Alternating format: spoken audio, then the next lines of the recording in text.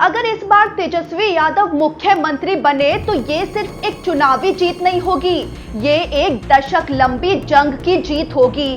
तेजस्वी यादव जो पिछले 10 साल में बिहार की राजनीति का सबसे बड़ा चेहरा बनकर उभरे हैं। इन 10 सालों में उन्होंने जीत देखी, करारी हार झेली, धोखा भी खाया और फिर गिरकर उठे और शानदार वापसी भी की। चलिए तेजस्वी यादव के इस 10 साल के सफर पर नजर डालते हैं और समझते हैं कि क्या अब तेजस्वी यादव मुख्यमंत्री बनने योग्य हो चुके हैं।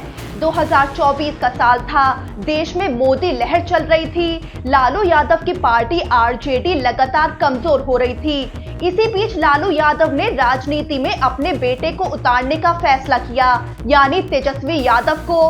उस वक्त तेजस्वी यादव की उम्र सिर्फ 25 साल थी, कोई राजनीतिक अनुभव नहीं था, बस क्रिकेट और आईपीएल का बैकग्राउंड था। उन्होंने छपरा से लोकसभा चुनाव लड़ा, लेकिन हार मिली। लेकिन यहीं से असली कहानी शुरू होती है। 2015 के बिहार विधानसभा चुनाव में तेजस्वी यादव ने राघोपुर से चुनाव लड़ा और जीत हासिल की। उनकी उम्र उस वक्त सिर्फ 26 साल थी। तब आरजेडी ने जेडीयू और कांग्रेस के साथ मिलकर महागठबंधन बनाया था। जेडीयू के नेता नीतीश कुमार मुख्यमंत्री बने और तेजस्वी यादव सीधे उप मुख्यमंत्री बन गए। बिहार की राजनीति के इस दौर में एक युवा चेहरा उभर रहा था, यानी तेजस्वी यादव। लेकिन फिर 2017 में एक बड़ा झटका लगा। तेजस्वी यादव पर बेनामी संपत्ति और घोटालों के आरोप लगे। सीबीआई ने एफआईआर दर्ज की, ईडी ने पूछताछ शुरू की। बीजेपी ने इन मामलों को लेकर जबरदस्त हमला बोला। नीतीश कुमार ने इस दबाव में आकर आरजेडी से गठबंधन तोड़ दिया और बीजेपी के साथ मिलकर सरकार बना ली। तेजस्वी यादव उप मुख्यमंत्री की कुर्सी से हटाए गए। इस पल को तेजस्वी यादव के राजनीतिक जीवन का पहला बड़ा धोखा कहा जा सकता है। फिर 2020 में बिहार विधानसभा चुनाव हुए तो तेजस्वी यादव ने पूरे चुनाव का नेतृत्व अकेले किया। उस वक्त लालू यादव जेल में थे।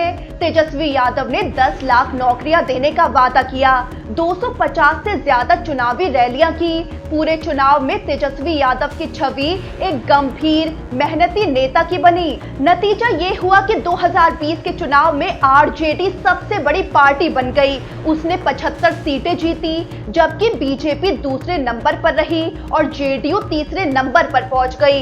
लेकिन बहुमत तो जेडीयू और बीजेपी वाले गठबंधन एनडीए के पास ही रहा, तो बीजेपी के साथ मिलकर नीतीश कुमार दोबारा सीएम बन गए। तेजस्वी यादव फिर विपक्ष में चले गए, लेकिन एक ताकतवर नेता की छवि को लेकर। इसके बाद साल 2022 में बिहार की राजनीति ने एक और यू टर्न लिया।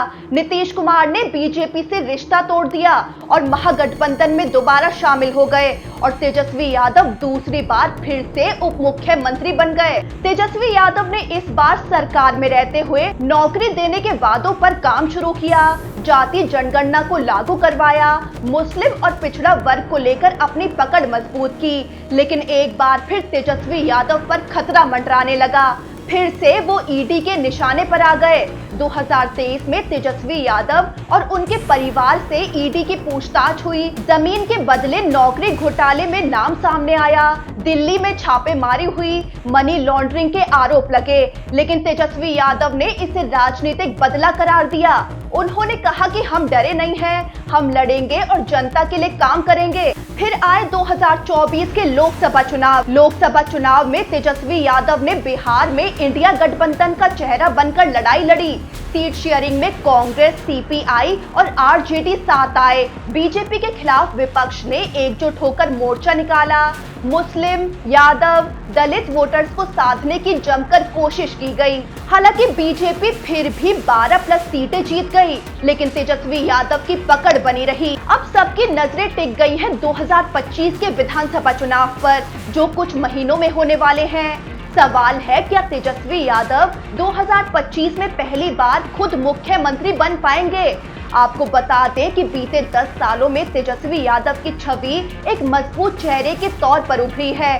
तेजस्वी यादव के पास युवा चेहरा है, जाति समीकरण है, जनाधार है और अब अनुभव भी है। यहाँ तक कि तमाम सर्वे जो सामने आ रहे हैं उनमें जनता तेजस्वी यादव को मुख्यमंत्री के लिए पहली पसंद मान रही है। 10 साल पहले जो लड़का सिर्फ लालू यादव का बेटा कहा जाता था, आज वही बिहार की सत्ता का सबसे मजबूत दावेदार बन गया है। लेकिन क्या तेजस्वी यादव 2025 में सिर्फ दावेदार बनकर रह जाएंगे या सीएम बनकर इतिहास लिखेंगे? आपका क्या मानना है?